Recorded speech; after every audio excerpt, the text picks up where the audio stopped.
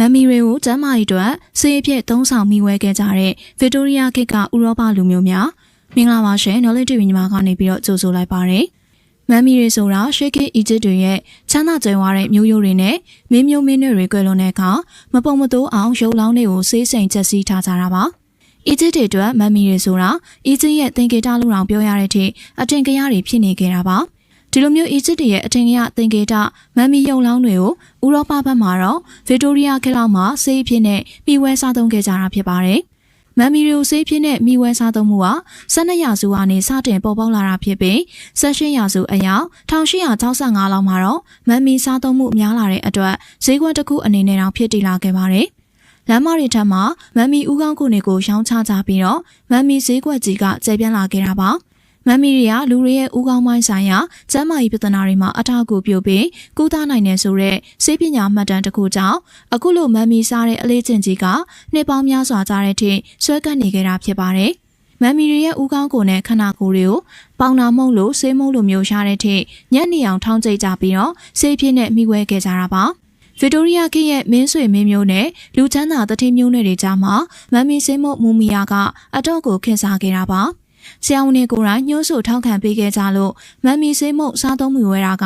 တရားဝင်ဖြစ်ခဲ့ပြီးပလက်ယောဂကစားလို့တာမန်အေးမိနှာစီးချောင်းဆိုးစားတွေပါမကြမ်းဗစ်တိုးရီးယားခေတ်ကလူတွေကမူမီယာဆေးနဲ့ပဲကုသခဲ့ကြတာပါဒီလိုမျိုးကြကြပြန့်စားသုံးမိဝဲမှုတွေကြောင့်ဥရောပနဲ့အီဂျစ်တကွဲမှာမမ်မီရောင်းဝယ်ကုန်သွယ်မှုတွေရှိလာပြီးနောက်ပိုင်းမှာတော့ရောင်းဝယ်ရုံနဲ့မကပဲအီဂျစ်ကမမ်မီအုပ်ကူတွေကိုဖောက်ထွင်းတာတွေပါရှိလာခဲ့တာပါမမ်မီဆေးပေါ်ဆက်တဲ့နေရာမှာဥကောင်းကုန်ကအသုံးဝင်ဆုံးဖြစ်တာမလို့ဥကောင်းကုန်ဈေးကွက်ကပိုပြီးကြီးမားကျယ်ပြန့်ခဲ့တာပါဒီလိုမျိုးမမ်မီတွေကိုဆေးဖြစ်အမုံကျိတ်ပြီးစားသုံးကြတဲ့ဆေးပညာအမားကြီးက19ရာစုလောက်မှာတော့အမှန်ကိုသိရှိခဲ့ရတာကြောင့်ရပ်တန့်သွားခဲ့ပါတယ်။ဆရာဝန်တွေကလည်းဖျားနာပြောင်းစေရလို့ထပ်မညွှန်းဆိုပြီးတော့တာကြောင့်နေ့စဉ်ဘဝမှာမမ်မီဆေးအသုံးပြုမှုကတပြေးပြေးနဲ့နေပါသွားခဲ့ရတာပါ။သိပ္ပံပညာကလည်းတိုးတက်လာတာကြောင့်မမ်မီအလောင်းကောင်တွေကိုစားပြီးဖျားနာကြိုက်ခဲကအစဥကောင်းပိုင်းထိခိုက်ဒဏ်ရာတွေထိပါပျောက်ကင်းနေဆိုတဲ့ဆေးပညာယူဆချက်တွေလည်းမိမ့်မိန်သွားခဲ့ရပါတယ်ဒီလိုမမ်မီအလောင်းစားပြီးတော့ဆေးဖြစ်မိဝဲခဲ့ကြရတဲ့လွဲမားတဲ့ဆေးပညာအယူဆကြီးကဘာသာပြန်အတိတ်ပဲကောက်လွဲမှုကြောင့်ဖြစ်လာခဲ့ရတာပါရှေးခေတ်ဂရိဆေးပညာမှာဘစ်မန်လို့ခေါ်တဲ့သစ်ဆေးတစ်မျိုးကဆေးပုံဝင်ကြောင်းရေးသားထားတာဖြစ်ပြီးဥကောင်းပိုင်းဆိုင်ရာကျန်းမာရေးပြဿနာတွေကိုအထောက်အကူပြုကြောင်းဆေးချမ်းကြီးမှာဖော်ပြခဲ့တာပါ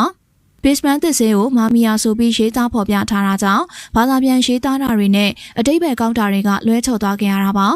အရီကင်းဆရာဝန်တွေကမမ်မီရုပ်အလောင်းအားရတဲ့ဆေးပန်းဝင်ပစ္စည်းတစ်ခုလို့ထင်မှတ်သွားတာကြောင့်အခုလိုမျိုးမမ်မီရုပ်အလောင်းတွေကိုအမုံကျိတ်စားသုံးကဆေးအနေနဲ့မိဝဲကြတဲ့လွဲမားတဲ့ဆေးပညာယူဆချက်ကြီးရှိလာခဲ့တာပါ